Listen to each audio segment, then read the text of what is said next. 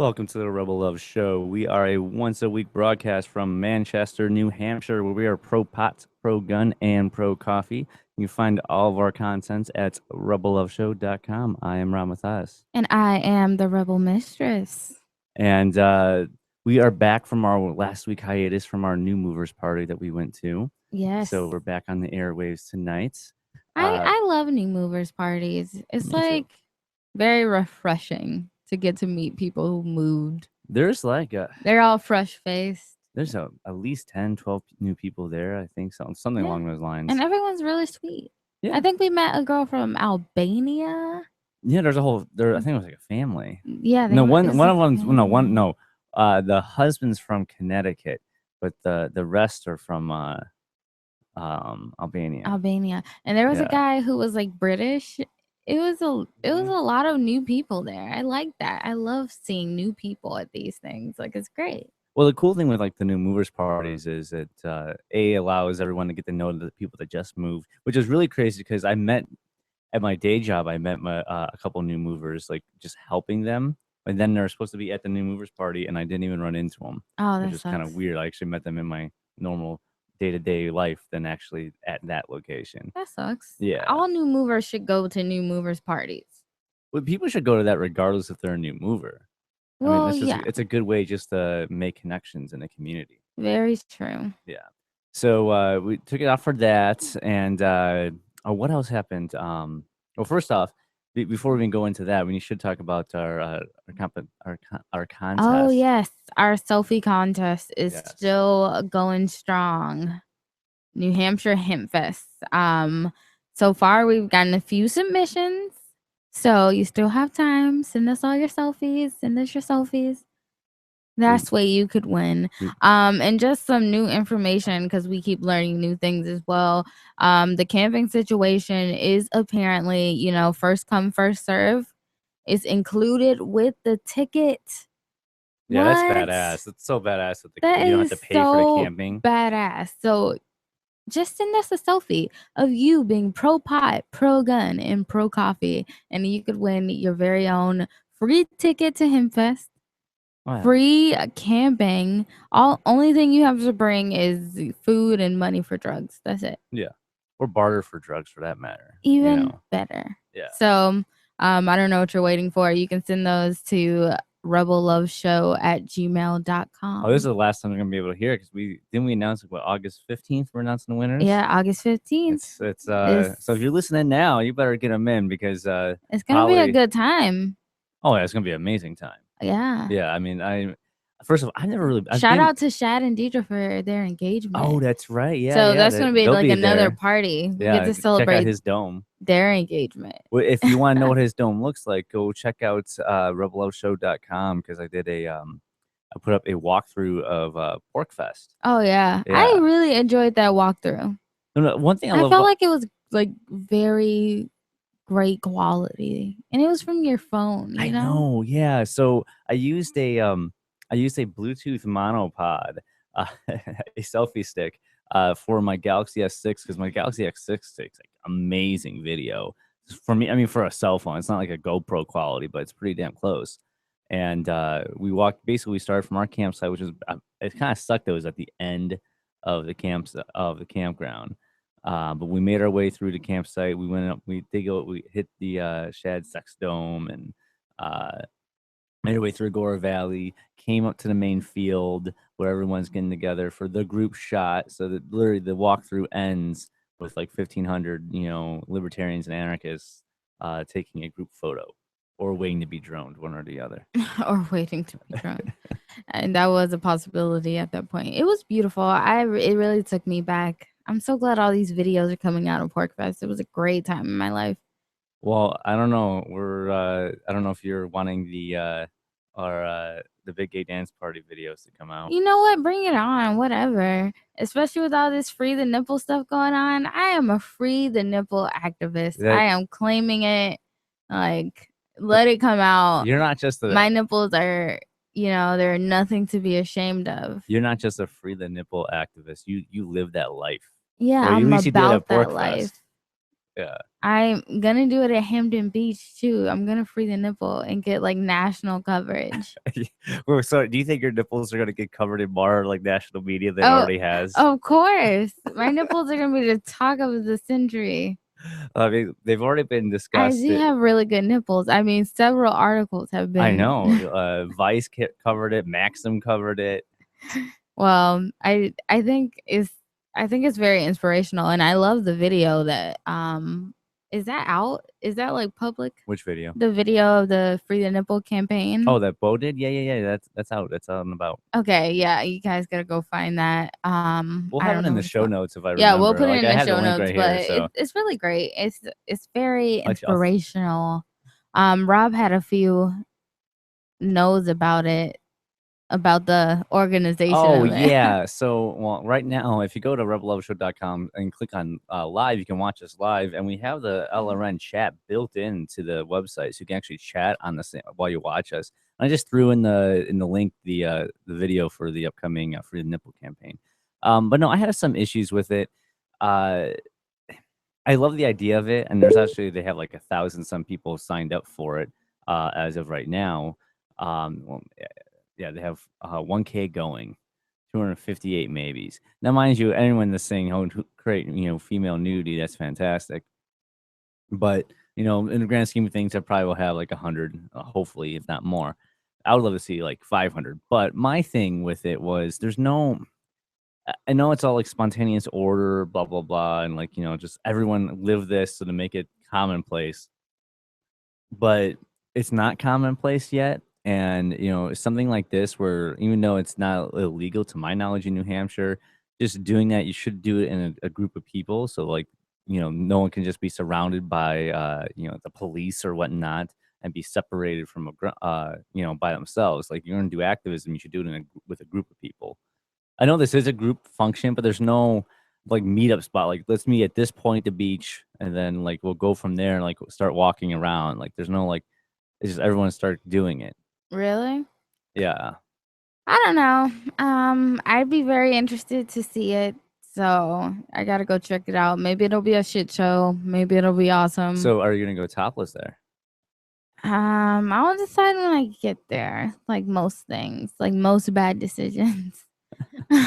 I'll just wait till I get there and make a choice. Well, you may be the reason why they outlaw it if you go there, babe. Yeah, that's true. Your nipples may cause so much anguish and chaos and horror to like the conservative people out there that they'll find a reason to ban it. Yeah, I don't want to ruin their cause, but anyway, other than that, what else was there? The MVP meetup, Maverick Valley Porcupine. Merrimack Valley Porcupine meeting. Yeah. No, that Okay. was back on that was the first Saturday this month, which we haven't done an episode since then. Oh yeah. Yeah.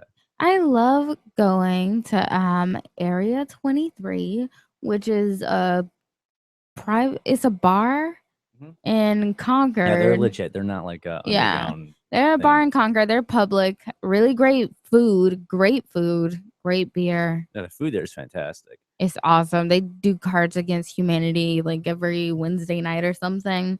You can check them out at thearea23.com. 23. Yeah, it's a Porcupine-owned bar up in Concord that just opened recently.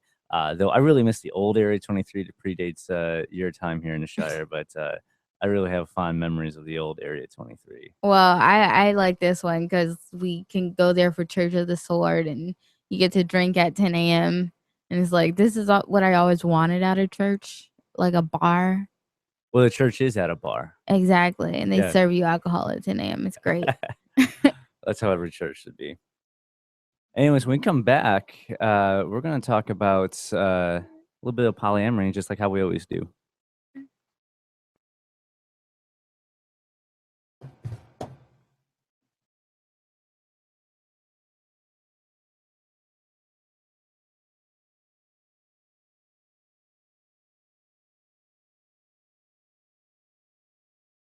How you feeling, baby doll? You're doing good. You're a little tired on the show, but you're hanging in there. I'm worried. You did all right, man. Hey. can do this, babe. I believe in you. I did a good job. Fuck you. What? Forget you. I can pass out and do it at the same time. I went to college. I can pretend to be. So Daniel, do you want to jump on as the chat guy? As a chat guy. Sure, Are you in the chat? Yeah, I'm actually. Yeah, I'm on it right now. Talk about how. Who are you in the chat? I'm the other guy. The other guy? Yeah, because I have a feeling people are going to say, "Who's the other guy?" Say me. So just pop in and be like, "Oh wow."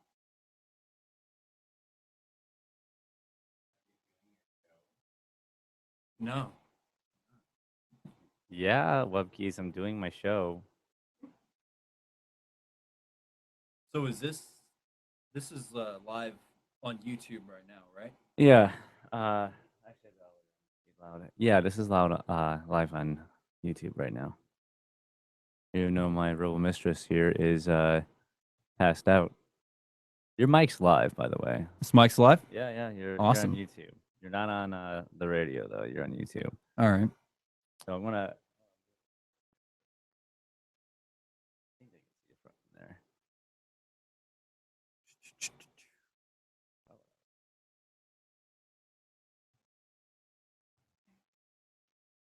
I haven't used Twitter in such a long time.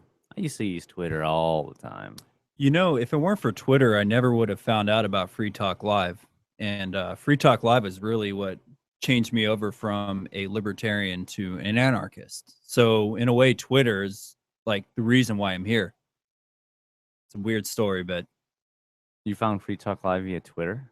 Yeah, because what had happened was I had followed the Free State Project before I moved up here, and sure enough, like they had posted, check out this awesome podcast about liberty. So, you know, I just kind of clicked on it, and then from there, I became an FTL fan, and the rest is history. Yeah, so if it weren't for it Twitter, sounds like the exact commercial that's playing. Oh in the no, because you can hear it. Oh my gosh. That's funny. Oh, that is funny. That's hilarious. We're making a new commercial for LRN. Oh yeah, how did that go? We sent the wrong length, so we have to redo it. And I was gonna do it today, but I decided to eat an edible and take a nap after that. It seems like Ann did that too, except she's just now taking a nap. Yeah. Pretty we're coming back. I think.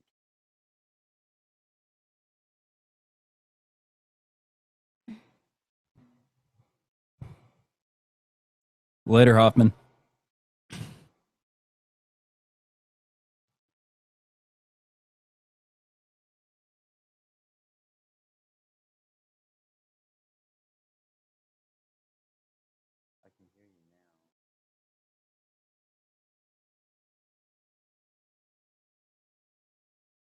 Who's David Hoffman? I don't know who that is. I like the name Hoffman. What's so likable about Hoffman? I don't know. It just. I don't have a show clock. Yes, you do. No, it's on the website, but I don't have it on here.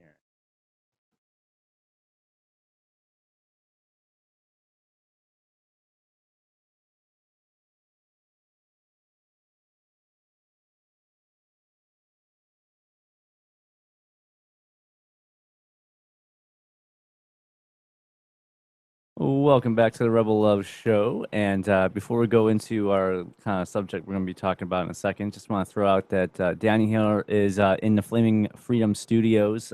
He's paying attention to the chat on rebelloveshow.com on click on live. So if you have any questions for us in the chat, hit up Daniel. He is the other guy in there. Hit him up, and I am the other guy. Yeah, he's the other guy, and we'll be responding to the people in the chats. Well, most likely, unless we really don't like you, which could be happening.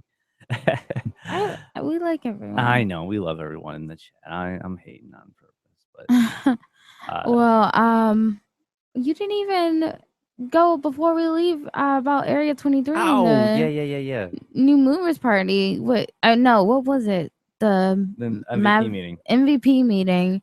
I don't know what that's all about. I think I've been to 2. All the new movers come together and they give you gifts. The What happens? Merrimack Valley Porcupines meeting is the longest running liberty oriented meetup in New Hampshire that's been going on now for over 10 years. They have a meeting the first Tuesday of every month. It's moved from multiple places. It's been at the Quill, it's been at the old Area 23, now the new Area 23. They've done it at multiple different restaurants. Murphy's, it used to have it for a couple times. I think the first one you went to was at Murphy's. Okay. And a lot of new movers are encouraged to go to those meetings because it's a good way for them to network with people that are already living here. Yeah, and they also give you little trinkets, which is really nice. Like they give you like a starter kit, welcome to the Free State Project, a bumper sticker. It's really cute. Yeah, they give you a welcome home bag. So it actually it's usually like a Pork Fest bag with like a T-shirt, some beers, some lit, and some other stuff. Like basically like a welcome home bag. I got one when I went to MVP meeting the very first week I was here. So, and you actually did a pitch. You were working while you were there because you're, the big shot board member for the Foundation for New Hampshire Independence. What was your little spiel about it? Well, I did a basically I use the advantage of the fact that with my day job, I rarely ever have a Saturday off, and I actually got a Saturday off. And I've only been to 3 MVP meetings since I've been here. So it's not like I go to a lot of them at all. It's only the third one I've even been to. Yeah. So I want to take advantage of it. A lot of times at MVP meetings, they have, sometimes it's way too politico for me. And I wanted to like talk about like other activism that's going on that's not really politico. So like I'm following all like the Rand Paul people and like all the libertarian Republicans and the AFP people, and I go up there talking about the Foundation for New Hampshire Independence. So I'm kind of giving like a sit rep, a status update on activism that we've been doing. How we had 2 successful outreach events during the 4th of July, where we actually got to talk to presidential candidates and the governor. We got to talk to the governor, stuff like that, and also is sort of a sales pitch because we are a nonprofit charity, and we're also kind of a think tank. And the big thing that we do is try to promote independence for New Hampshire from the Union as much as we can. And if we can get funding to do like radio commercials, like on local AM radio, or possibly TV ads, magazine ads, Facebook ads, stuff like that. Yeah. That we could promote the idea of New Hampshire independence a lot easier. So kind of use that as a way to kind of pitch that. And it's talking about how we do have plans for future events, but we don't really have anything set in stone as of this time. And also trying to get volunteers, because there were people there at the meeting that had volunteered for events previously, and we can always use more volunteers. Awesome. So getting back into the nitty gritty, this is relationship anarchy. Yeah, the topic of the show. Relationship anarchy sounds so badass. It's like very suggestive. Well, babe, it sounds badass because the way you speak about it into the microphone. Yeah. Yeah, you give it that badass sound. That, and it might help the fact that you're under the weather. It makes you sound sexier. Oh, maybe. I hope you make it through the end of the show. I'm hoping. You got it. So, anyway, we chose relationship anarchy because I think Rob was looking at the relationship bill of rights. Yeah, in the poly world, there's it's weird. Like they have their own like language, kind of like how Liberty people have their own language and their own like documents and whatever. And there's there's own little. You're speaking like it's like we're Klingons, like. Well, each scene, there's every scene you go to, doesn't matter what it is. Like, hey, they have things that they kind of like, like so many anarchists clench onto Atlas Shrugged. Like how can you be an anarchist or a libertarian and not read Atlas Shrugged? Like I'm poly and I never read The Ethical Slut. I know that it's converted a lot of people, but I've actually not read it. but I know of his existence and all Ooh, that jazz. maybe we should read it. Yeah, it's actually on my list of. So how did you find the Relationship Bill of Rights? What were you? How did you stumble upon that? There, one website that's very popular. It's called More Than Two. It's kind of like a resource guide for people that are poly curious or want to know more about what it's like to have relationships in a polyamorous way. It's helped me kind of like go through my thoughts and like seeing what other people have gone through. It's a good resource. I've heard on multiple podcasts, and even seeing it on that website before, and seeing it in other blog posts on the internet about this document called Relationship Bill of Rights. So basically, the Relationship Bill of Rights, which we're going to go through on this, it's basically targeted toward what you should expect in a relationship, in a poly relationship. What I found fascinating with it, like putting my volunteers goggles on, is the entire like thing just like literally bleeds the non-aggression principle. Like everything just screams like this is the nap, like but for relationships. So I kind of want to go through it and talk about how the basically why people are poly or what to expect being poly. Let's just take that one step further, like because everyone's a human being, regardless if they're between me and you, or if it's me and a group of people, or dare I say us and the state. Everyone's just human beings. You're just gonna explain to everyone why they're in a abusive relationship with the state. Yes. Well, some people don't know that. They don't get it. They don't understand. That's okay. That's the case. We'll help them. Okay. You can start off, babe. Okay, so I don't know if these have a particular order. I'm not they did. on the website. They did. It's in the show notes as in order. It's in order. That's great. Yeah, it's in order. Okay, so I think the first one, I don't know if they're ranked in priority either, because I don't know which. You let me know which one you feel like is a priority throughout this. Okay. So the first one is to choose the level of involvement and intimacy that you want. Oh, time to go.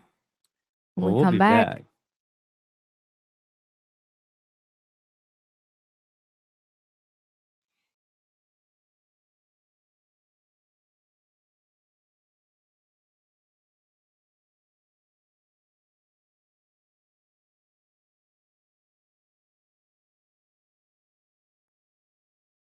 Babe, yeah, I'll throw that back up. What? They can't see you? No. Yeah, you do sound a little sick. You sound under the weather. Well, bounce it up a little bit, babe. Bounce it up. So, Rob, you're not Rob Rebel on here, are you? Yes, I am. Oh, because I thought Freedom Forum in Nashua, and I was about to address that, and then I was like, wait a second. I don't even know what Freedom Forum is. Freedom Forum in Nashua. What is Freedom Forum? Oh, he was saying that to you. Oh gosh. Yeah. I feel like web keys.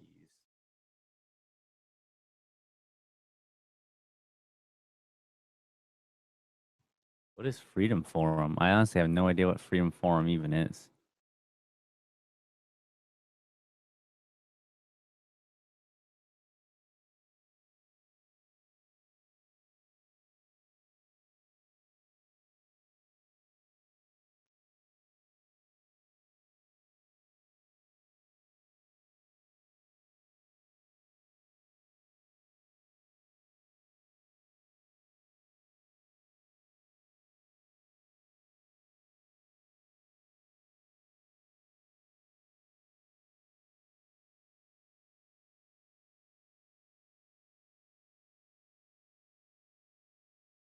You don't drink coffee anymore, do you?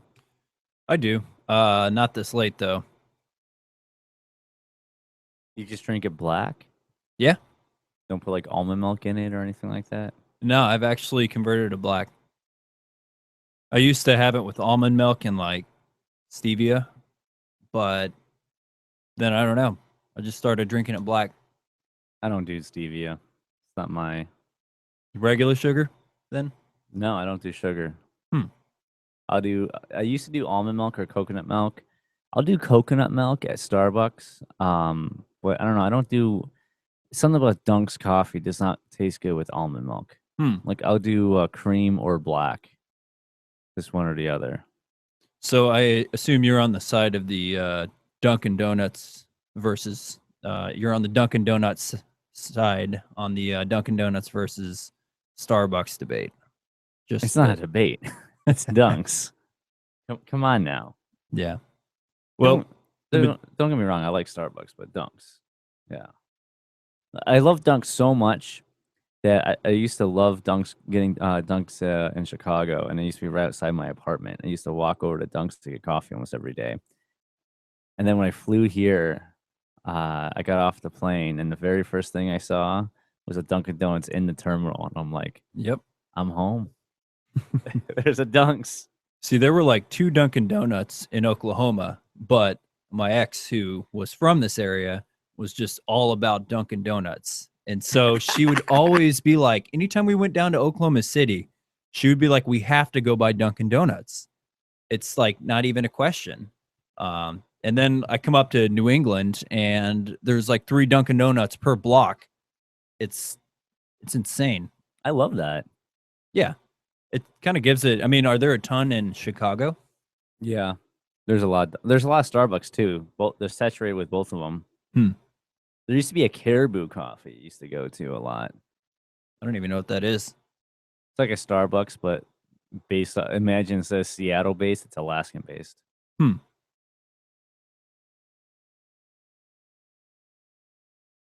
always forget when the. Oh, we're coming. I think we come back in 2 minutes. Let's see.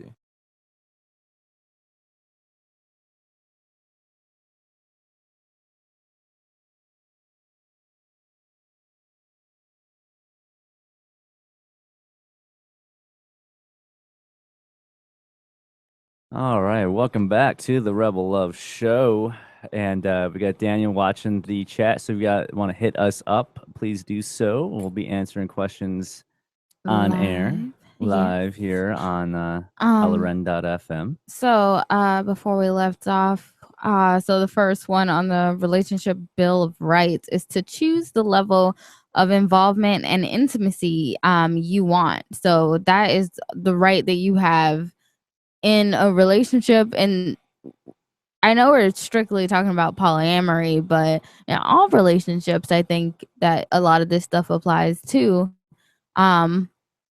You get to choose how close you want to be with someone. And you get to communicate that with them. That is important. You need to know where you stand with someone. In a relationship, and it just is. What does this like mean to you? Like, how intimate do you feel like that you have to communicate with the partner right off the bat? Like, immediately. How, like, if a partner says, I don't want to be intimate, like, you need to know that, right? Like, yeah. I'm asexual. Like, that's something that needs to be communicated. But when? How far into a relationship? How far into a relationship is that? It needs to be very relatively quickly.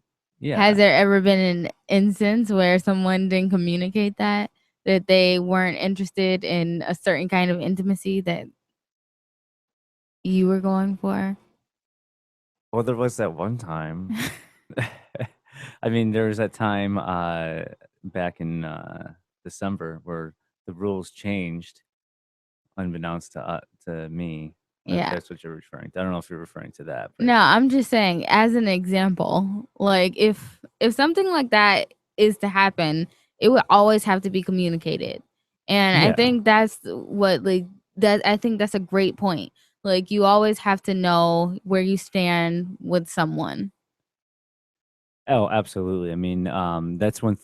See, well, I would say, like, in regards to, like, if when we're comparing this to the state, we know where we stand in regards to our relationship. The average person does not. Yeah. They don't realize the force and aggression that's always being threatened against them if they don't Yeah. follow their abusive relationship to whatever that Yeah. person says It's to like do. it's like a living in a virtual, well, you're living in a reality where you're just like choosing to be ignorant of it. It's like Stockholm Do you think you're syndrome. choosing to be ignorant of it, or it's just something that doesn't? Well, I think up. you make a great point later when you say the state is just an idea.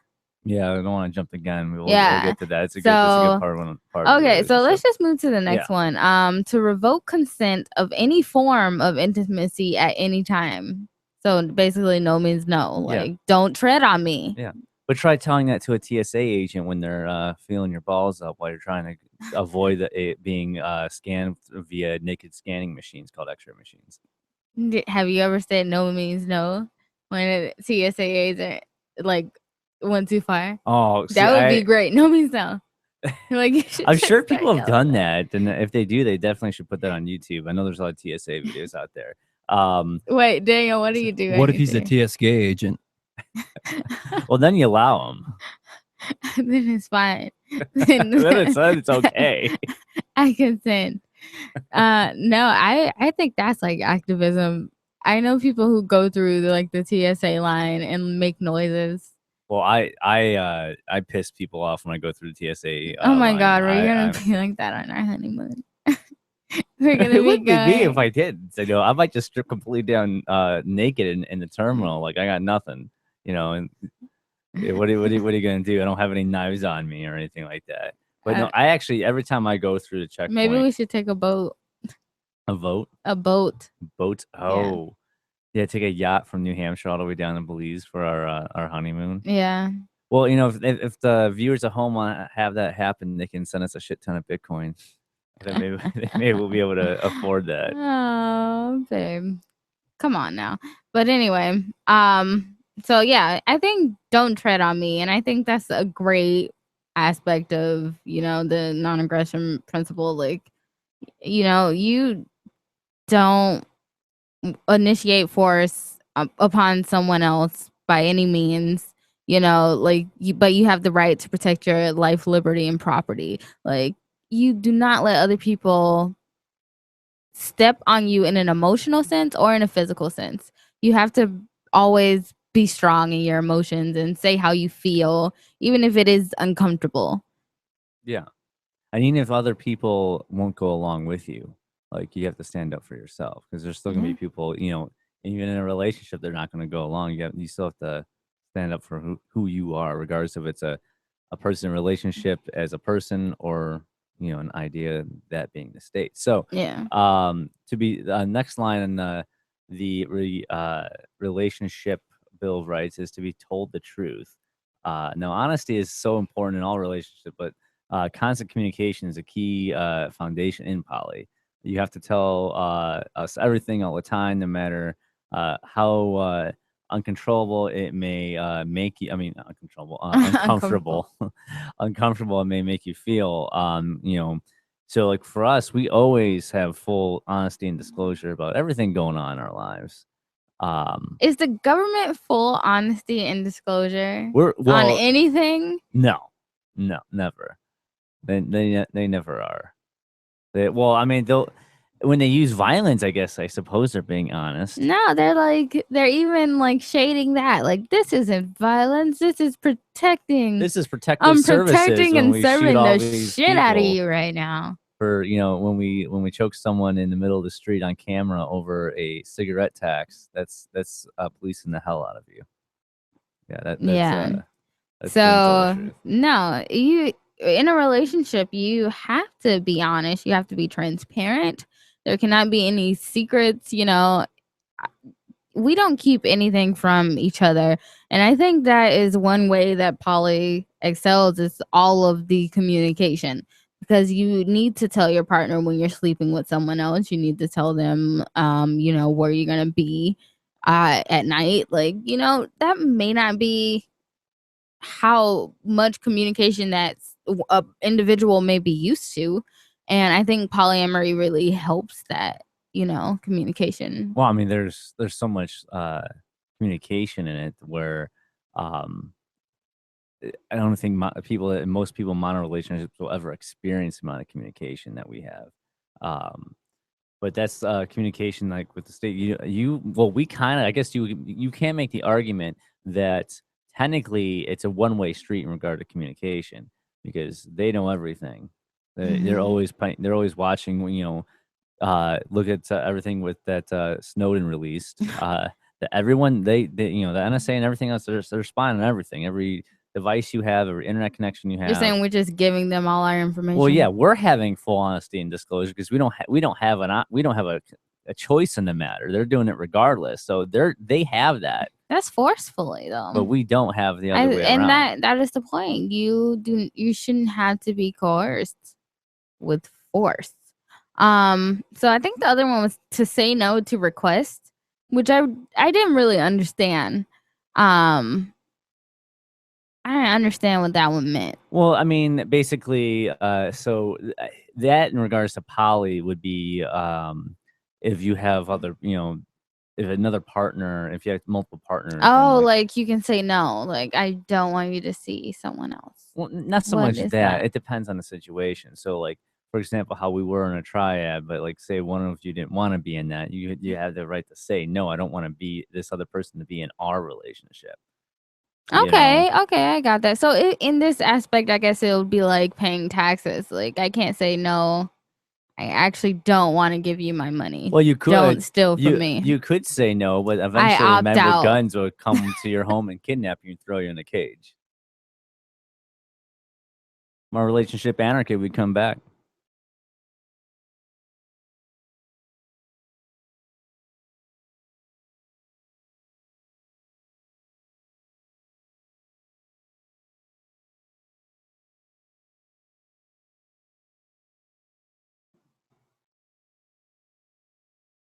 You're doing great, babe. You're almost through. You're almost through. Wow, it's already 10:43? Yeah. Damn.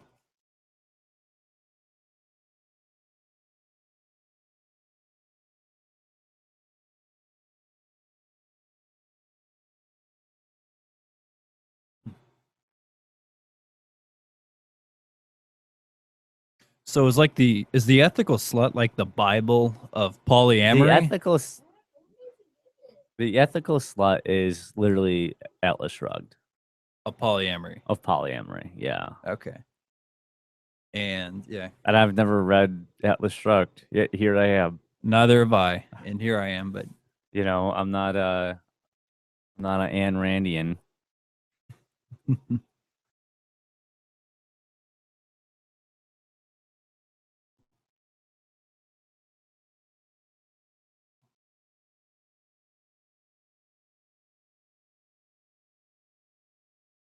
But I have been meaning to read it, though.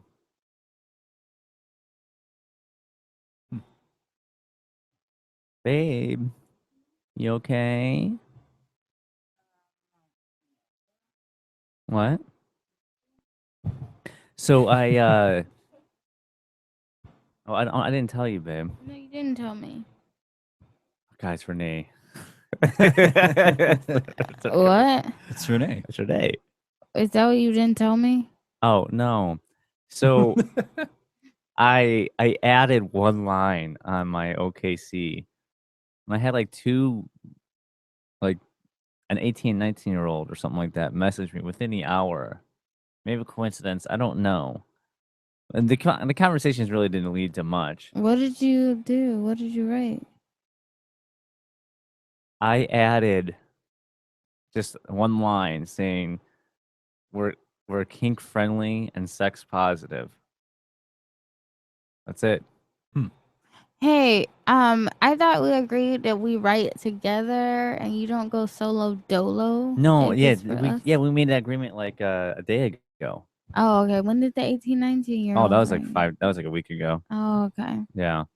I didn't bring it up in conversation because the conversations didn't lead to much, but there's it literally happened within later in the day after me doing that at the same time. Does it show up as a notification, like newly updated profile? Maybe. I don't know. I don't think so. It's just that if you message or like someone or look at their profile, they get a notification. So they'll go look at yours, or vice versa. If they're searching, they'll look at your profile, but they'll see that. I'm just saying I made that correction, and then all of a sudden, like, I had longer conversations. Though me and Ann I told her like next time, because we're still trying to find a third again, just because dating it's hard and whatnot.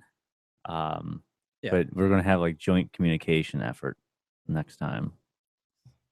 It's not easy out there, man. It's hard. Oh, I bet. I mean, especially getting a triad going, it's got to be hard. Been done before, it can be done again. Absolutely. I got to pay a visit to Shadrach real quick. Go forth. Yeah, if I open this door, it's gonna make too much noise, so I'll wait till the next. You can. I'll just I'll have your mic muted. Okay. So don't worry about it. Okay. All right. I will be right back. Okay.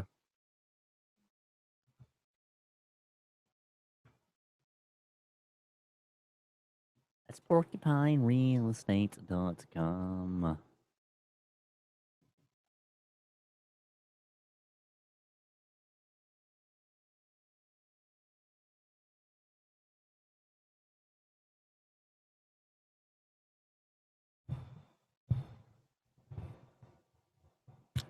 And that was way too early, but that was like 10, 15 seconds too early, baby. I thought this was Seditious Sirens. I don't know why. Okay, and welcome back to the Rebel Love Show. Before we left off, we were talking about how in a relationship where you have in the relationship Bill of Rights, you have the right to refuse requests. You should at any time be able to say request denied, and we all know that is not the truth with the government. Well, I know one of my favorite moments of me turning down a request by the government. What was it? So this is way before I even met you. Oh. This is actually like the first week. I think it was like the first week we're in the Rebel Love studio. Me and my former co-host at the time, and then a friend of ours. And I literally just bought my Sony Handycam. And all of a sudden, a government agent comes up to the door. It's a U.S. Census worker of all people. Oh my god! And I spent like 15 minutes telling this woman I'm not answering questions. Like this is literally all I say. I'm on camera, like I'm recording her. I've seen this video. Yeah. I think it has like 5,000. It's not that many views, but like I had so much fun making that video as like a libertarian, like being able to like. You were like trolling hard. Oh yeah. I was like, hard. Poor lady.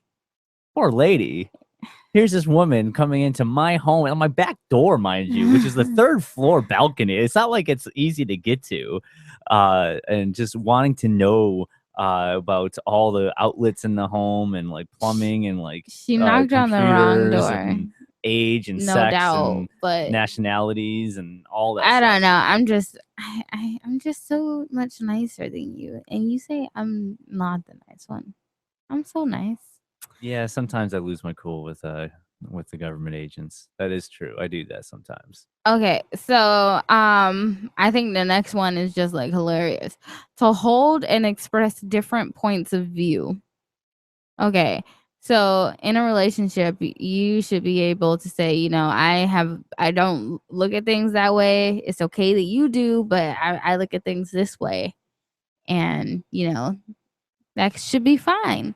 If your partner shouldn't force you to try to change, who you are or what you think. Uh-huh. I think that's a very clear like example of, you can't tell the government, I hold a different point of view. I don't view you as my authority.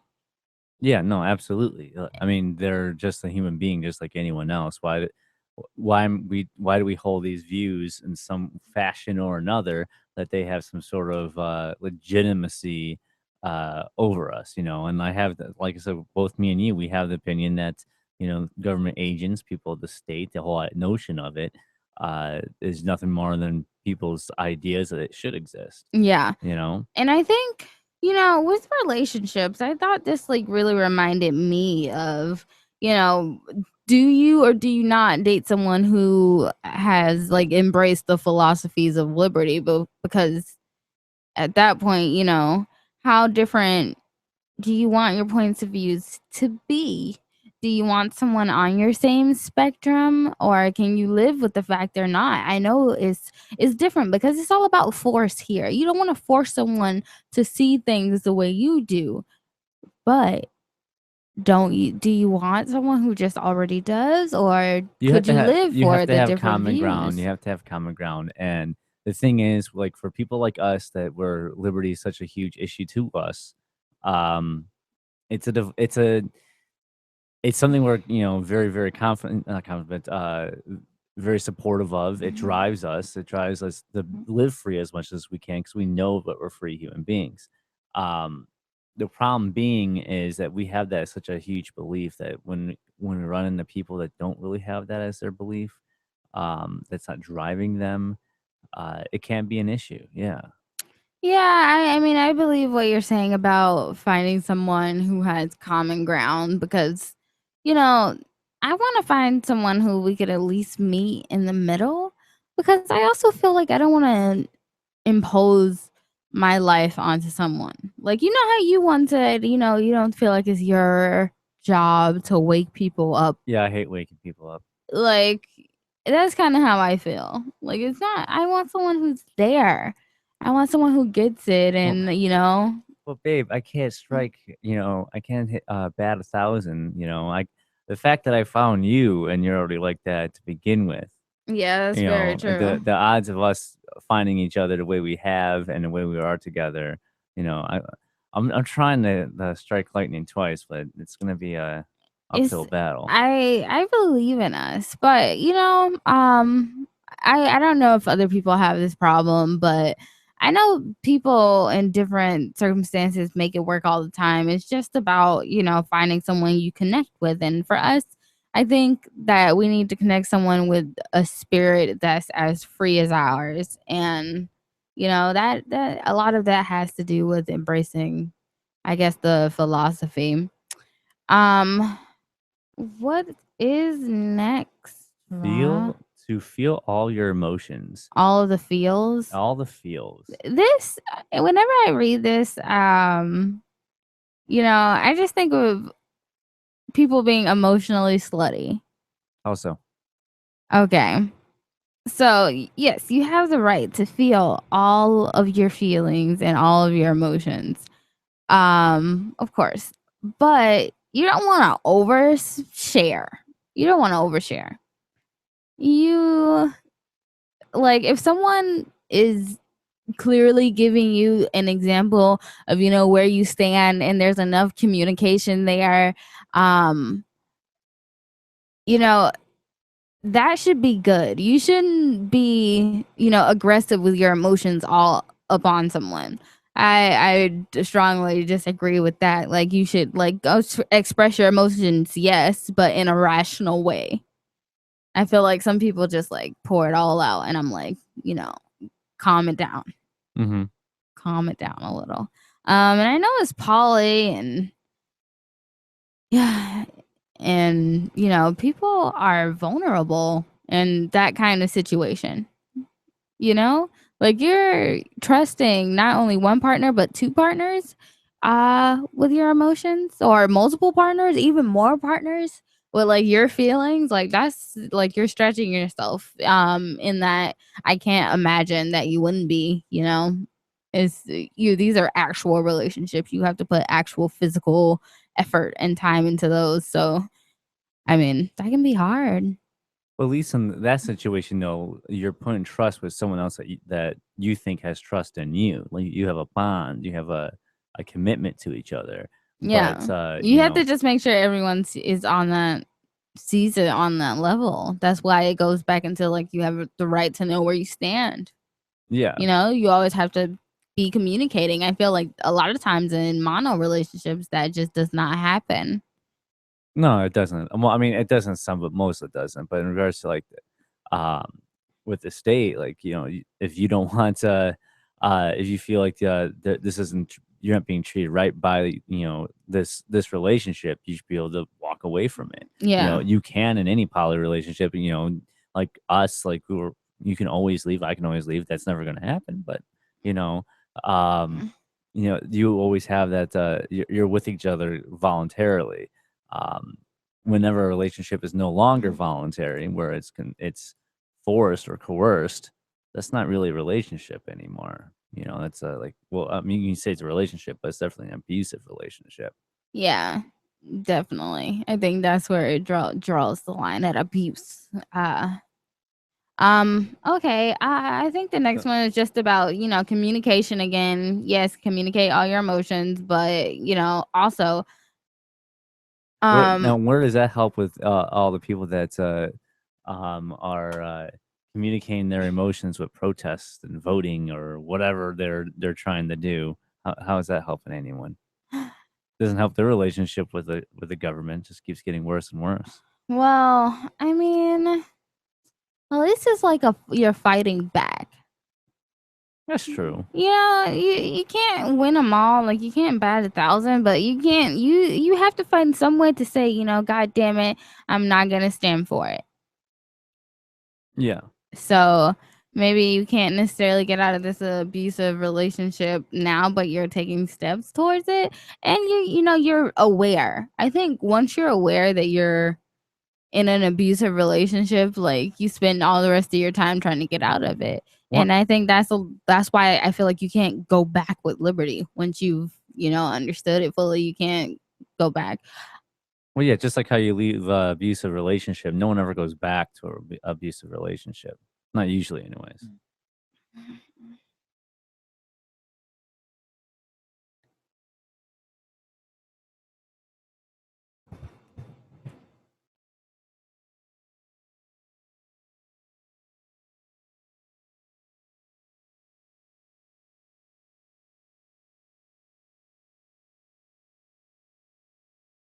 Bad rack about the ticket, and I was like, Uh-huh. "Do you know if this counts for all 4 days?" And he's saying he doesn't think so, but I'm gonna email the dude and figure that out, because that would suck to have to pay like $30 an extra person. I mean, like I'll still do it because it's Hemp Fest, but now a lot of festivals will do that. It has the dates on there from the 27th to the 30th.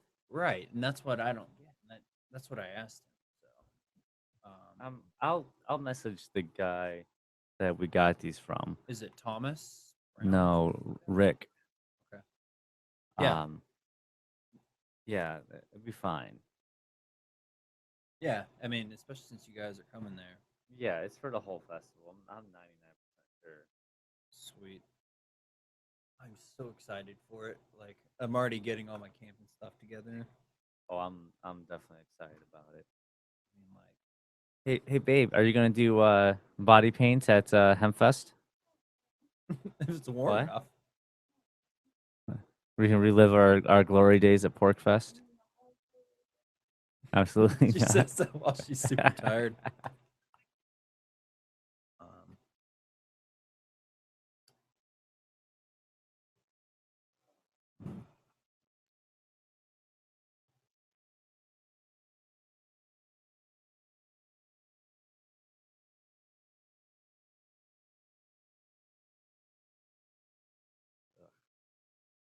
Not a fan.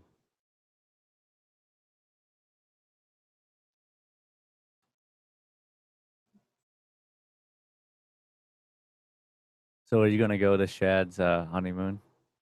Where is it? I don't know. That's I'm not saying the wedding or the wedding party. I'm saying the honeymoon. I wonder. I guess I need to figure. Go ahead. I'm sorry. I forgot that we have another 6 minutes. We're good. So, yeah, I saw something about the honeymoon, but I'm curious what it's going to entail.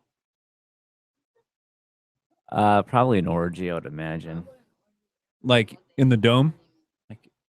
Well, I have no idea where they're gonna have their honeymoon at. Yeah.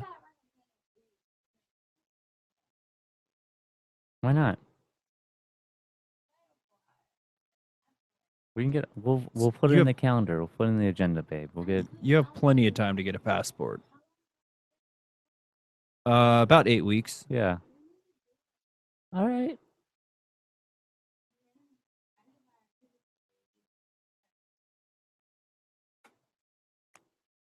Yeah.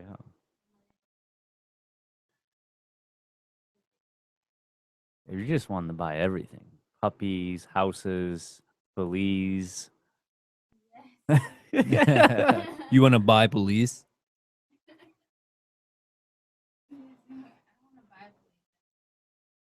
If you buy Belize and make an anarchist society, I will be your first resident.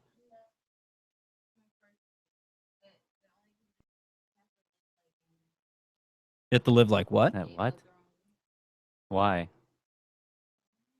That there's a lot of like bureaucracy in that show.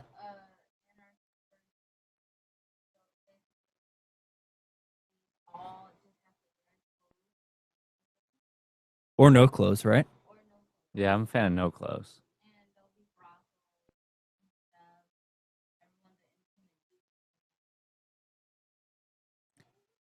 Okay. We'll have trial by combat. Yeah, trial by combat. All right. So what are we gonna do for our honeymoon in Belize? You should talk into the microphone, babe. This is still on YouTube. Lots of sex everywhere. Everywhere. Yes. And I don't know. Maybe I'm hoping I can find some kind of underground sex club in Belize. I'm making contacts.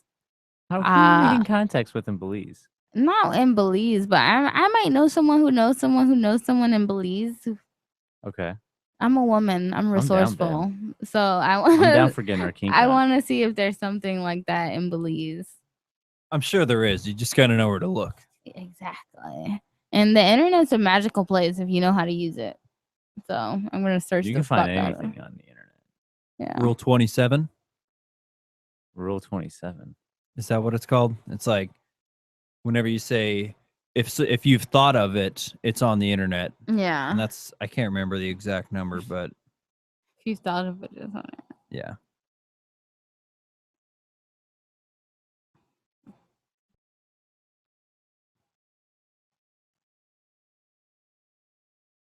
Oh, what if we get that house? Which room is going to be the dungeon?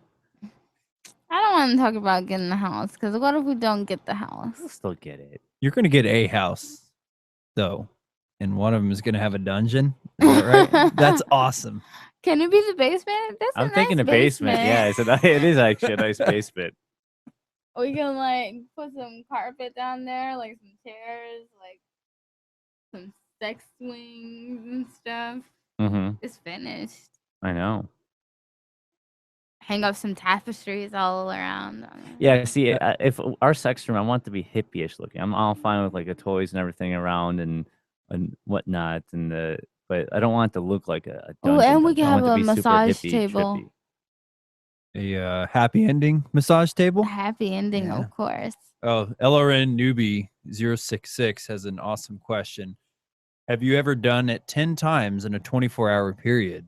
Yes. I guess what would 10 constitute a single time? Does that mean like someone getting off? Like me and Ann? Well, this is just what is the asked in the chat. The first night we met, we did it like I think 4 times first time we met. it was like 5 times. I miss those days. We don't do as much because you don't usually keep up, babe. First of all, when do we have that much time in our day? Thank you very much. It's not like I'm in college with nothing to do but have sex with you all day. I got a job to go to. Oh gosh, and being on call. Oh my god, that has got to suck. Just like horrible. In the middle of it, just yeah. She went from her period then to being on call. It was like a month of just like a month. Whoa. Yeah. Oh my god. Maybe it was like 3 weeks, but no, she went from when she got off her period, then she went on call. We had a brief moment in between that where we had sex like 3 times in one morning. Yeah. But I guess like what constitutes a time? I don't know. Like, you have to like finish or no, you have to you have to do it till everyone's tired at least. Newbie says it means orgasm. Okay. So does that mean for the How guy? many orgasms? I've given you a lot in one night. I don't know if I've ever got to 9, but at least like 6.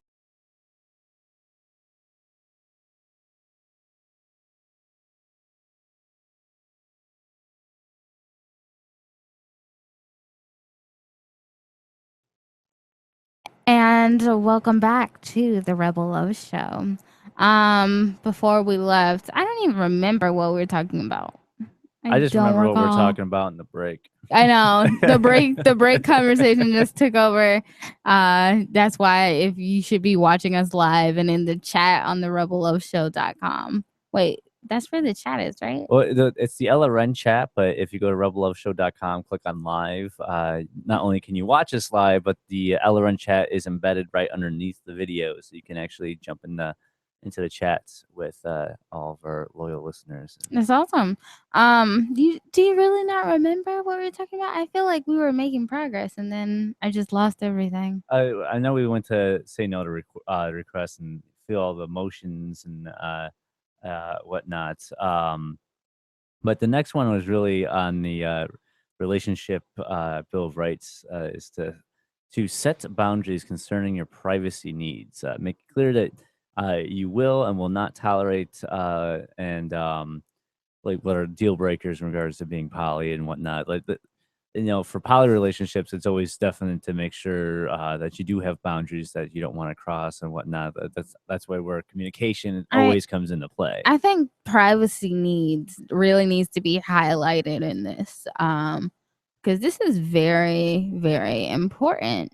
Well, it's important on multiple issues. In regards to what we're talking about with non-aggression principle in the state, yes, but in regards to just simply like relationship issues, there's a lot of people that are not, publicly openly poly. Like that's a real privacy issue in regards to poly people. Some people are and some people aren't. That Well, needs to be I think communicated. I mean, okay. Can I just say that sometimes I don't think it's a matter of being openly or not, because no one goes around and tells you they're. I don't feel like that's relevant or important for someone to be known as openly poly. Like, I don't feel like I have to out myself as poly. I hate that. I don't feel like people should have to out themselves as gay. Like, why the fuck is that anyone's business? No, I hear you. So I don't know. It just it like throws me off edge when it's like, oh, like I'm outing myself as poly. Like, you have a right to privacy. I think to me just means you have a right to to have your own things that you want in life, and to you have your phone. I don't go through your phone. Yeah, I know. I love that about you, babe. I don't have the interest to go through your phone. That's your personal, private business. Like, I can log into your computer on accident. I won't go through your computer. I have no desire to go through your computer. That's your private, personal business. And what you want to share with me, you will share with me. And, that's just how I see it with everything. Can I just say, I love the fact that you do that. Like, I've had huge issues with previous relationships where that was an issue, going through your other person's phone and seeing a message and stuff like that. The fact that like a message can pop up on my phone if you're even within eyesight of it, I can just say, "Oh, I'm talking to this person." Just like literally turn the phone over and show you. But like not having to worry about, not that I have anything to hide anyways. I tell you everything that's going on in my life as it is. But not having that knowledge that I don't have to worry about like literally every little thing that's like I touch, like you going through with a fine magnifying glass to find some sort of thing where I'm cheating or some bizarre, weird, twisted, mono problem issue that might be going on. Okay, so I don't want to get this confused with yes, you have the right to privacy, but you do also need to be honest. And I think I don't want privacy to get confused with, not having to be fully honest because, of privacy. For instance, we were dating a girl who she was going on a date with a guy, and she didn't like reveal that information like up front. Yeah, it was way too. It was like the day of, no, the night before. Yeah, and it wasn't even like that was like coerced. Like it wasn't even just like, oh, this yeah, is she what's only going brought. on. She only dropped it because we kind of brought it Yeah. up to So her, yeah. like on one hand, you know, she was like, well, I don't know how she felt, but basically it felt like, you know, you do have a right to privacy, but you know, if you're going on a date with someone, you might want to tell, you know, your partners, because that is a part of the relationship. They have the right to, you know, be told the truth. Yeah. You should be honest, you should be upfront, you should be open and always communicating all the time, even if it makes you uncomfortable. So I don't know. That's just immediately what I go to, like when I think, you know, you let someone know your privacy needs. You know, if you need alone time every Tuesday, Thursday night, like let them know, you know, this is me time. I'm doing me. Well, yeah, just like how like this, like right now, like this was my time. Now this is our time. You know, we spend this for this show. You know, that's like in a relationship we get in, you know, after from this, like that, whoever we're with, like they're going to have to understand that, you know, this is like we do this. Like this is the thing Yeah. that has to I happen. mean, I just hope that she'll be supportive and really interested and, you know, invested and involved in our lives. And that is very important to finding another partner. Okay, so and you know, if we're gonna talk about privacy needs and how the government Oh yeah, needs to in regards to like government, you have no privacy. you have no They privacy. do. They have their own privacy. Oh, they have so much privacy. There's so you much can't know what shit they're you doing. will not know. If you tried to look and figure out, you'd be shot. Yeah, you don't have any basically any kind of way of. Or you'd have to like leave the country and run away But you can't, and live in a foreign But country. you really can't leave. But that's you can, but it's Well, not that's easy. what I'm saying. I mean, there was a guy who spilled some information, and look where he is now. Where is he? Russia? Edward Snowden is in Russia still. Yeah, he's in Moscow. And you know that's it because he was tried to saying take away the nothing is privacy. private. Yeah. He said nothing is private. They're watching you. He literally, he's a hero. He literally said exactly what's the government's doing, and the largest gang on the planet tried to kill him or kidnap him, and now he's living safely in Russia, but that's still temporary. They could still get him at any moment. Yeah. You know. I do want to watch the documentary that it was Citizen 4 or something like that, where there's a documentary of him releasing that information, and it was created like while he was doing it. Oh, really? Yeah. Is it pro him? Oh yeah, I mean it follows him along, like him sitting with the Guardian like in Hong Kong and stuff like that, like just like his trip to Russia, like all the everything that happened. That's cool. Following in real time. I'm also thinking, when I think about this, who was it? Ross Ulbricht? Yeah. I felt like he was a great example of how, you know, the government is like violating your natural rights. Yeah, I mean, he literally created a website that allowed people to sell items that didn't use the U.S. dollar, they used Bitcoin. And it was encrypted, so you couldn't find out who the other people are selling these items. It's called the Silk Road, and because they couldn't get their cut, basically. Or I don't know their agenda, and that's the thing. I shouldn't have to live by trying to figure out what it is, because they're not my authority. They weren't placed on this earth to, you know, rule me. No. Well, yeah, and that kind of leads to the next one on here is to set clear limits on the obligations you will make. So, you know, what will you contribute to a relationship? Not all standards you set for your partner and whatnot. So the way I take this is, you know, I'm already in a relationship with the government, which I don't even consent to being with to begin with. I don't, from my perspective, I don't have any obligation. But they disagree. Okay, but you have an obligation to you. Yes, but it's a voluntary obligation. I'm what is your obligation to society? Maybe we'll see when we come back. We will.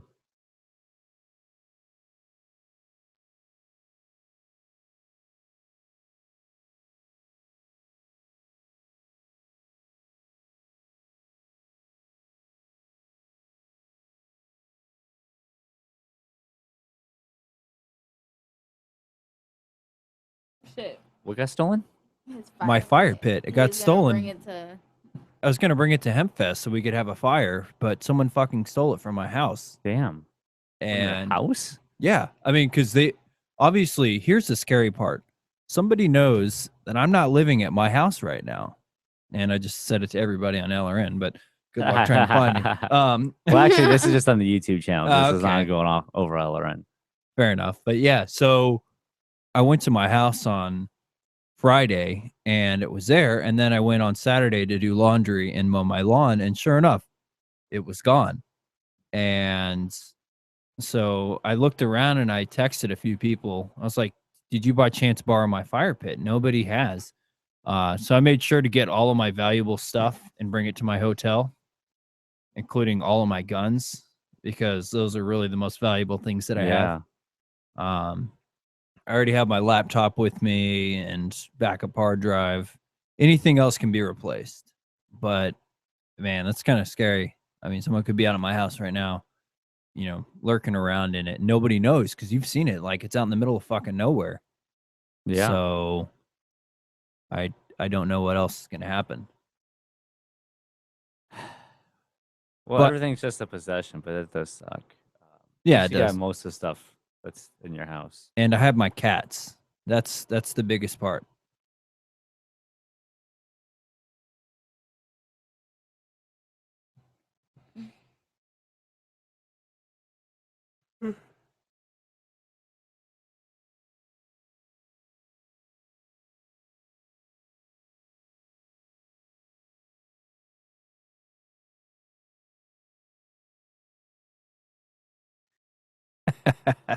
What? That's correct, newbie. What do you say? He said this guy is not at his house. He said it to the entire world on YouTube. And he was just posting pictures of sexy pony nurses. I'm not a brony. I mean, yeah, it's different. I've never seen that, newbie. But yeah, interesting.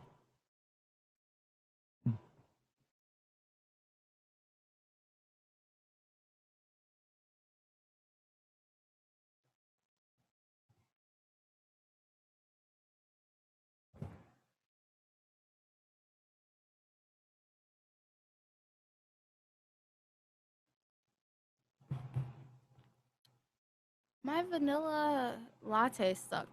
Yeah, I know. I tasted it. It was horrible. I don't know why. Maybe their vanilla syrup is... I don't know, babe. All right, what are we hitting with next? What I point? really want some coffee. Well, we're gonna come back with your obligation to society. oh, that's My right. social contract. Yeah. I didn't sign a social contract. Or did you? You signed it by signing up for your tax form that you're forced to pay or forced to sign. I've actually heard that before. Whenever people are like, I've said I don't consent to taxes, and people actually say you consent whenever you sign your your W-2? Yeah, Whatever the hell it's it is. my choice. If I don't sign it, it's just fine. Right, and I'm like, It's optional. It's voluntary. I raise my Yeah. hand and say, yes, tax me, please. the sad thing is, there are a lot of people out there who are like, Daniel. I love getting taxed. I know that's That's sad. like, some people like being fisted too. I don't understand it, but hey. Let's see.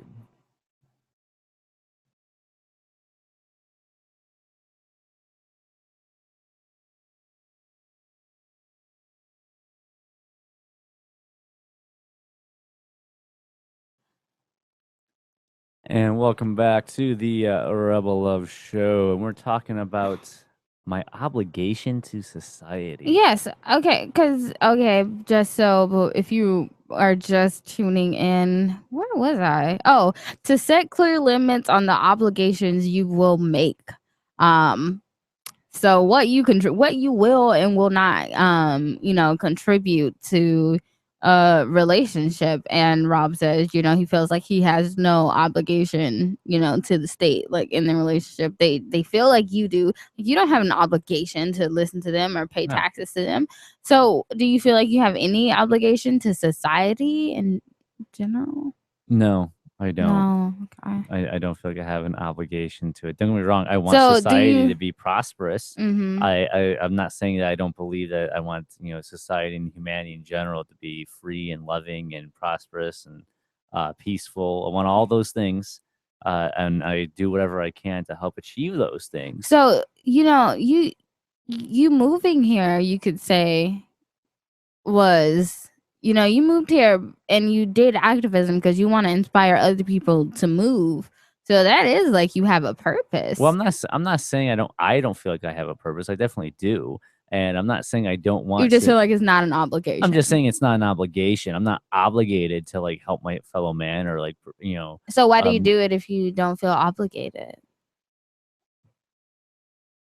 Why do I do it if I don't feel obligated? Yeah, you don't feel like you're obligated to tell people, like, to promote like this idea of a free society. I find that the way we live our lives as a way of promoting it more than anything else, it seems like, as of late. But I feel obligated to do it because I don't think I could really sleep at night. I couldn't look myself in the mirror not knowing if I'm not doing something.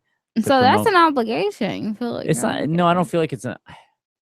I mean, I can easily walk away and not feel like I'm obligated. Like I'm not. Okay. It's not like some sort of like contractual agreement that I've made to do this or to do that. No, it's an obligation that you place upon yourself.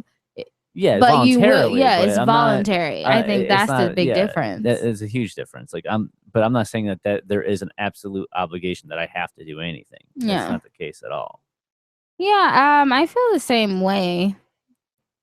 I feel like our obligations and our morals and our values are our own, and I think what we choose them to be. If you feel like if you feel like you can sleep at night without helping someone, and that's your obligation to do that, I just feel like you shouldn't be forced, and you should get to choose what values and what obligations you choose to place in a relationship.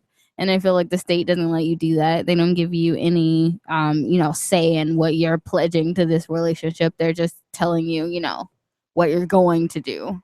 Well, and on top of that, like you don't even have a choice into even starting the relationship because you're born into it with regards to the state. Yeah. At least in like, for this, for the whole relationship bill of rights is talking about entering and leaving a relationship. But in this situation, you never entered it to begin with because you're born into the system. Yeah.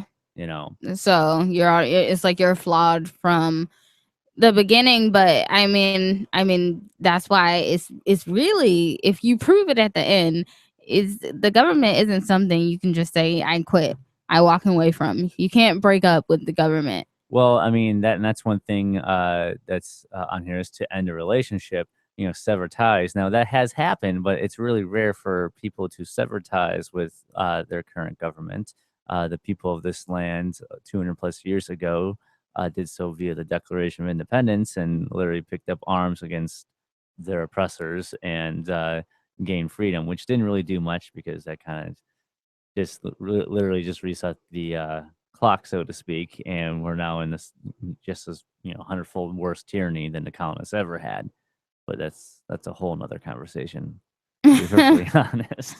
But I mean, you can sever ties with, just like how you can sever ties with a relationship, you can with the government, but it's almost nearly impossible to do it with the government. But I mean, I think it's just collectively we all have to quit. It can't just be a few people. I mean, it can. We hope. I think that's all what the foundation is about. Like, even if we can just, separate us and ourselves from the union. But I think it in the end, if we ever want to, make this breakup official, everyone has to be on the same page. Like, this is not correct. This is not right. There has to be a better way.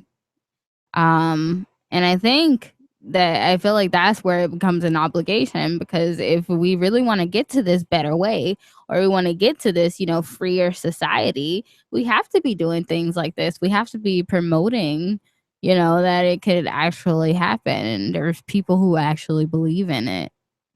No, yeah, I absolutely believe what you're saying. I get that. It's just hard to do with that's the whole point. It's a state you can't do that with, unfortunately. We can get there. I'm hoping we can, but we need more people to believe it. Maybe. We shall see. The future is like an exciting thing to think about. Which So point I we hitting think next, the babe? next is to seek balance between what you give to the relationship and what is given back to you. So I mean, it's obvious the government is all a take relationship. You know those relationships where it's like me.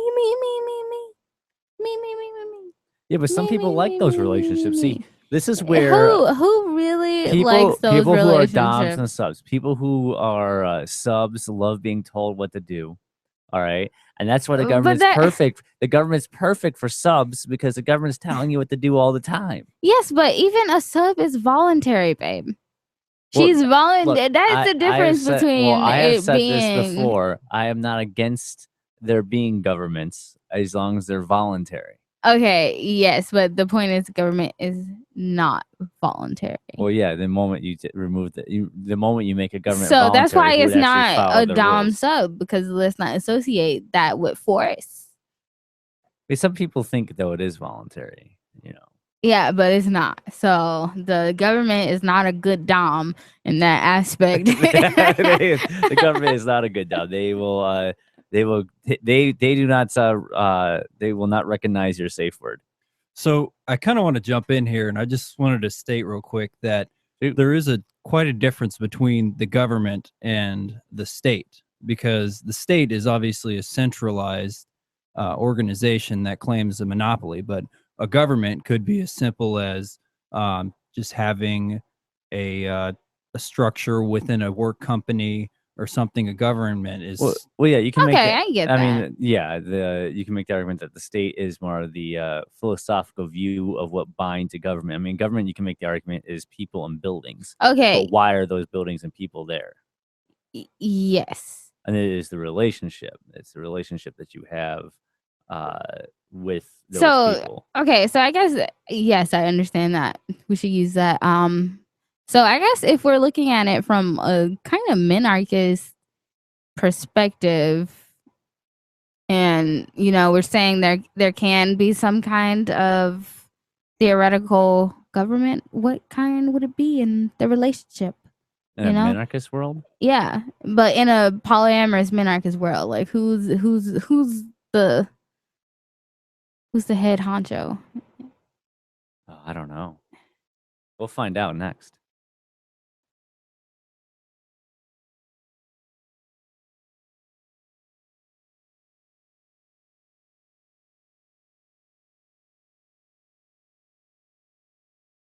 I mean, in minarchy, the president's still the head honcho.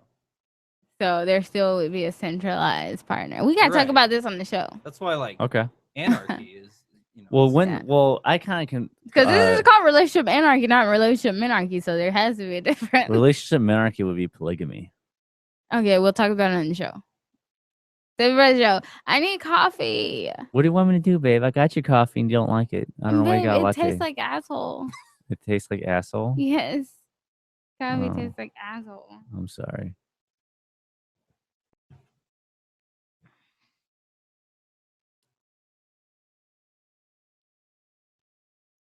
We got 2 segments left. We still got to talk about your blog, babe. Oh. shit, I keep forgetting to read that. She goes into some personal details. I'm okay with it. I'm okay with us living like public lives. It's very anti-libertarian anarchist to do so. Very anarcho-libertarian. Like, no, it's against it because so many people in this community are so privacy centric that to live very openly is a very different thing for people.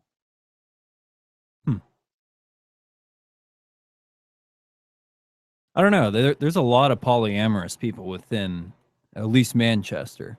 Well, that has nothing really to.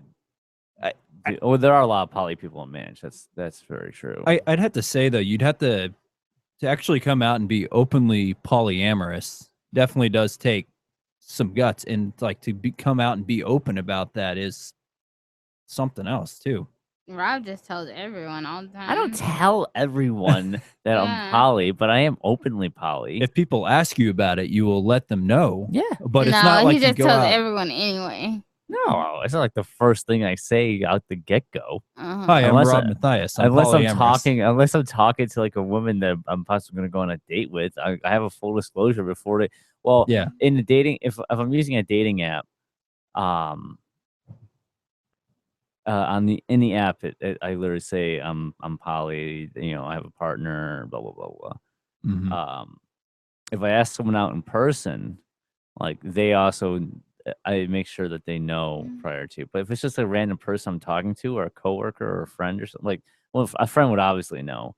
But if I meet someone, like, I'm not going to go on my way to tell them immediately that this is how it is. But if it comes up in conversation, yeah. But if it doesn't, then it doesn't. So how did all your coworkers find out? Well, the last of them found out when you and Amy walked in to give me lunch or coffee or stuff like that. So you didn't say anything beforehand? I did a little bit to a couple people, not everyone. Nah, you're a bragger. I'm a bragger, but how could I not brag about you? Whatevs. Are you upset that I brag about you? What? Newbie says sometimes love sometimes tastes like asshole. And guess regarding your coffee.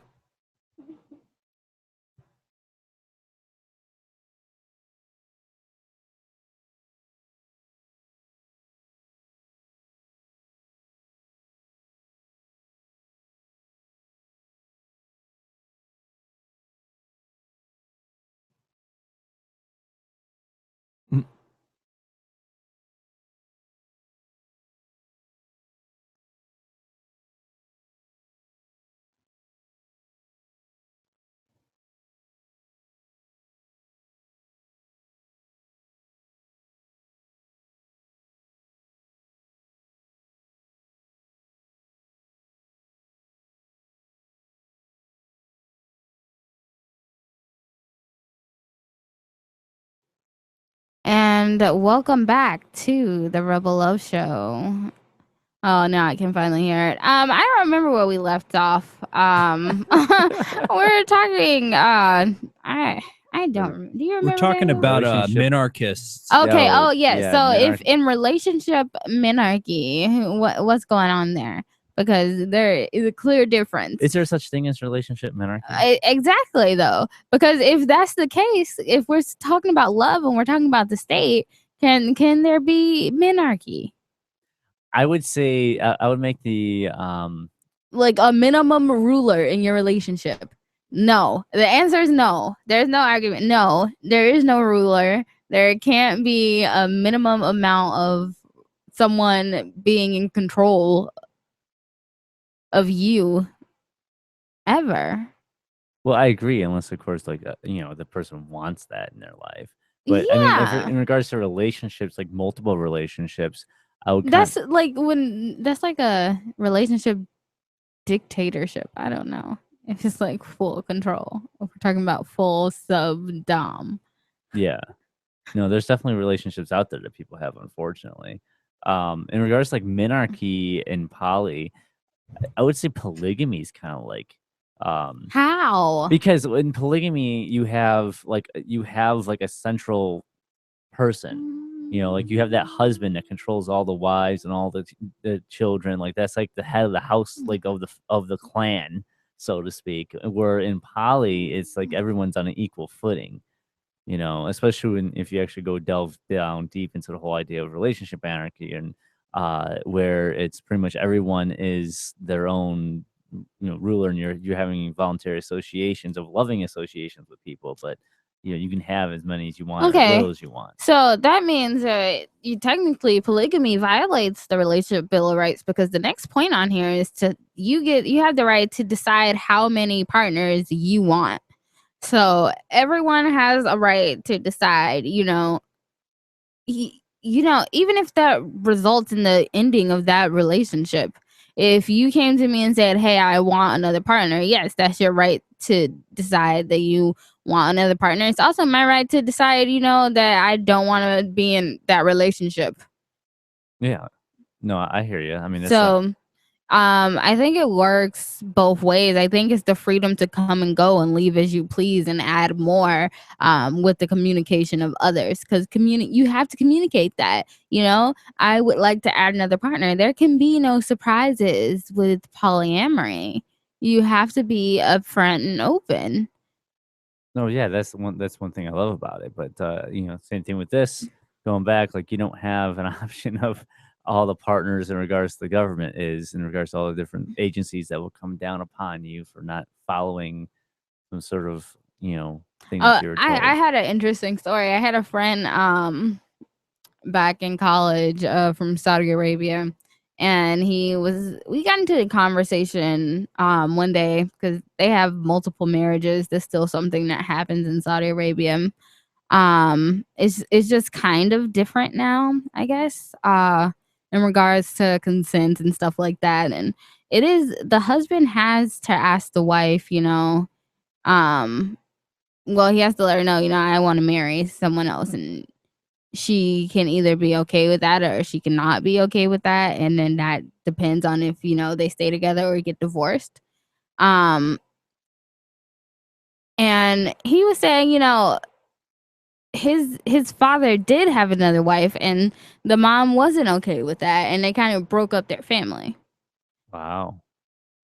And I think that goes into it like deeply too, because it's, you do have they have the right to decide, how many partners they want, but in the end of the day, it's freedom either way. So they have the right to decide, I don't want to stay in this relationship with you if I can't have other partners. I'd love to stay with you too, but I want more partners. And that kind of broke up their family.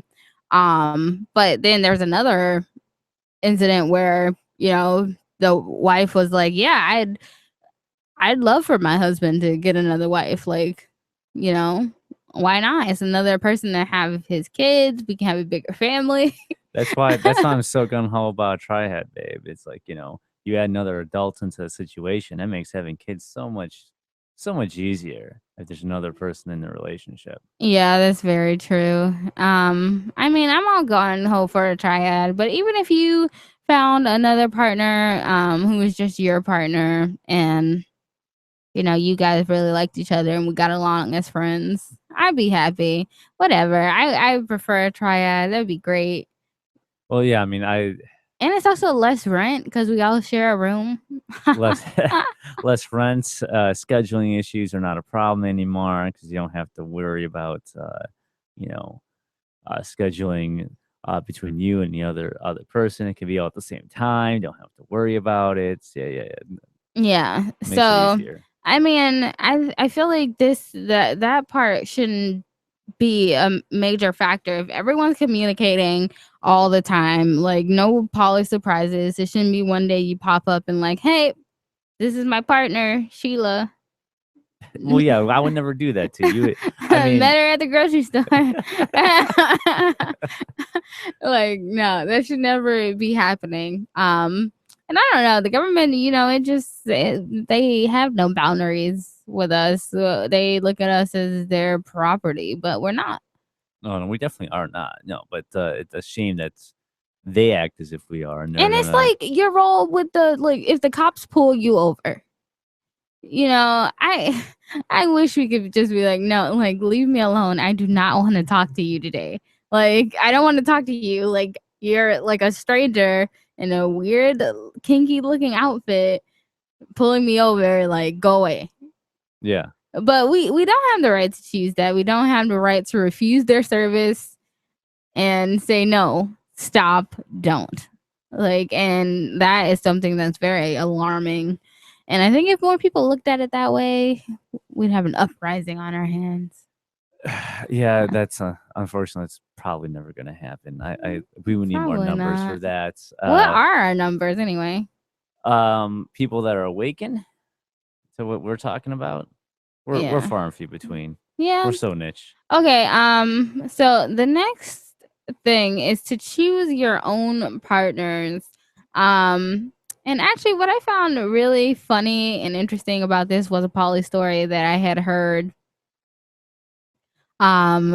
Where it was a poly couple, and one of the partners wanted a quad.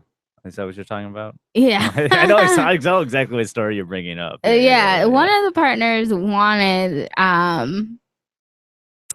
to experiment. They were married. They wanted to experiment. They wanted to, try a 2, 3. What is that called? I guess a quad. Quad 3. A quad.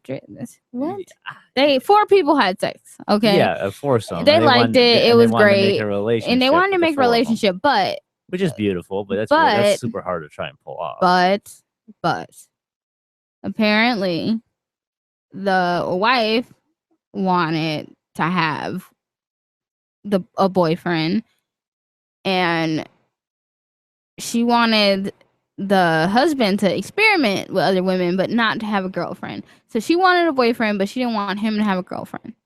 That is so so that's where it got a little weird. You can't have your cake and eat it too in that regards. Exactly. Yeah. And if you're saying, you have the right to choose how many partners you want, then I should have the right to choose how many partners I want too. It shouldn't be just a one-way street. Everyone should have the right to choose, how or who, they want. Because if it's a girl or a guy, you should be your choice. Beings, regardless of the sexual organs that are in or on us, we're still human beings. In or on us, like in us, in us or on us, in us, like female, male, all in us. Okay, yeah. More than we come back.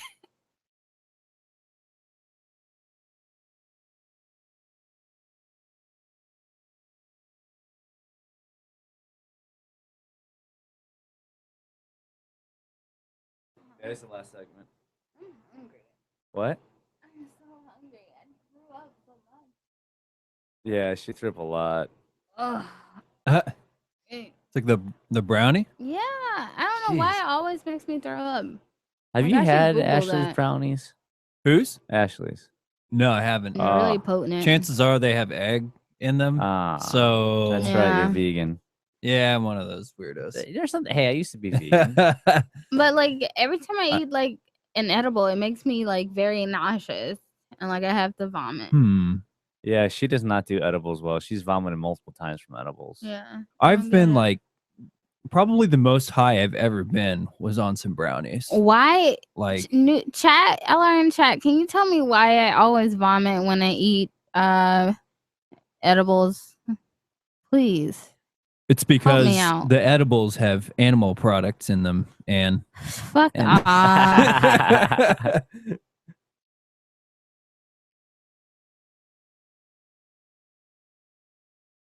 I'm just gonna ask Google. This is the last segment, right? Yeah. When do we come back? 45 or 46? 46. Yes. What do you want to talk about? I mean, we still have this. I always vomit when I eat marijuana edibles. That's what you want to talk about? But we have more topics. Oh, I know. Retrieve courtesy. I definitely want to hit this one right here. Yeah, I think we'll be able to finish. Well, we need to hit that at one point. I can't see that, actually. I don't know why. I can't see to have a relationship with people, not with relationships. I don't know why I can't see it. I think, are we both logged in as dish sirens or what? Well, I'll bold it. I just bolded it. Okay, maybe I sound high right now? You sound high? That's what Newbie's saying. I don't know if I should say thanks. I'm extremely tired, but do I sound high? No, you don't sound high. Oh, I'm tired. I did nothing today. I'm a bit jealous. Like nothing? Yeah. I did I did grocery shopping, but pretty much ate an edible. Laid in bed, had lunch with Ann, took a nap, Mm. picked up Ann, smoked up with her, laid in bed. Now we're on the show. That's Nice. pretty much been my day. Newbie, for what it's worth, I wish I was high right now.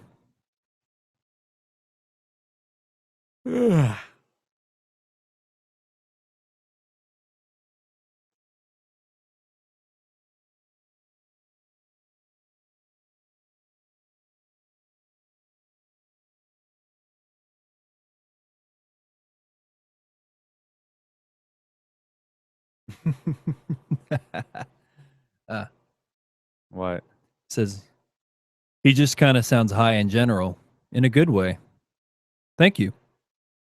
It says I overdosed on cannabis. You can't overdose. It says that you can overdose. It's not a fatal overdose, but overdosing is when it's the cannabis is there's too much cannabis in your system and your body is rejecting it. Hmm.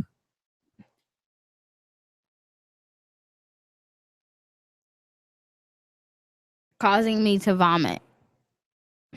And it also, which I felt like passing out earlier. And they call it greening out.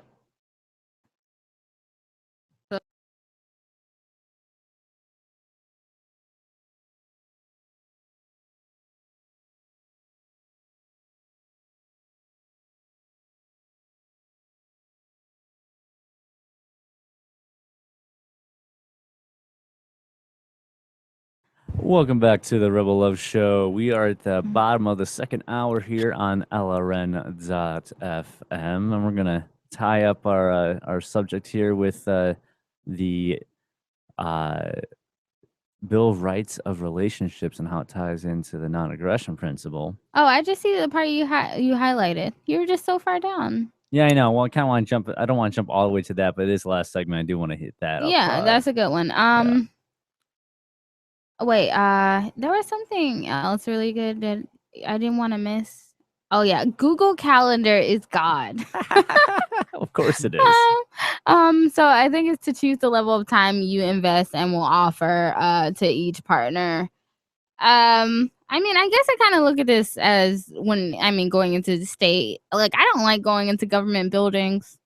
I don't like interacting with government officials. Like, I try to spend as least of my time being alive doing that. And I think that's one way, I get to choose how much time I give to them. But, in something like court or jail, they're stealing your time. They're constantly stealing your time without your consent. Yeah, that's because, the empire doesn't require our consent. That's even though great code. We require each other's consent to be with each other. But that's not the case with the state. Yeah. And, you go back into, you made a note there, how you're born into it. And we all are. We're born into it. And I think eventually we start to wise up and find our way out. I think eventually everyone will. I believe in you guys. You have to have hope for humanity. I do. To wake out of. Come on, humanity. Yeah. I expect more from you. Everyone who's going to vote for Donald Trump, though, and just going to vote in general, I'm just like, what are you doing? Stop. Yeah, people talking to me like, oh, are you gonna vote for Bernie Sanders or blah blah blah? I'm like, what is that? Me voting has no relevance over what's gonna happen in my life, and I care less about voting for that person.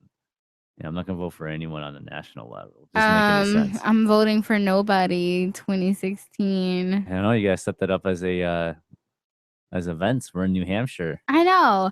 What, Daniel? I do want to ask you this, even though you just start chime in. Guess he should do this often.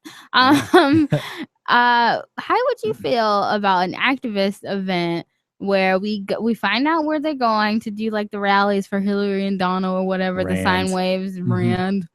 And we hold up signs across from him that says "Nobody for President 2016." The lesser evil is still evil.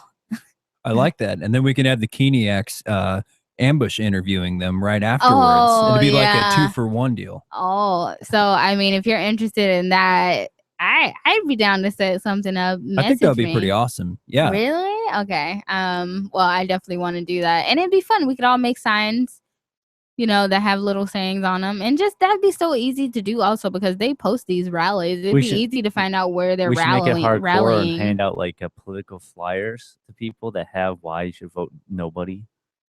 Yeah, like how oh, we have, should like, make a flyer. Okay, that's it. Have it all like professionally. That's it. We're setting up an printed event. We're setting up an event. If anyone in the chat would like to help, find out when there's the next rally or whatever going on, and we're gonna set something up. We're gonna do this shit. All right. These political people need to be trolled hard. I do want to do some ambush stuff just because I feel unfortunately obligated to do it because we are living here and we have access to it so relatively easily. This would be a shame if we didn't do something. I believe that Hillary Clinton has already come through New Hampshire. A lot of them already come through New Hampshire, and they will for the next year and a half. Oh, because after the primaries happen, they're definitely going to be coming through New Hampshire because it's it's a purple state, and it's like prime time. I don't they send out like we're doing a sine wave for this person. I don't know if I want to troll Rand. I've been on the fence about it. Why are you on the fence about trolling Rand? Okay, so this is why I'm on the fence about it. My absolute brutalist side is just like fuck government and all it has to offer and anyone voting.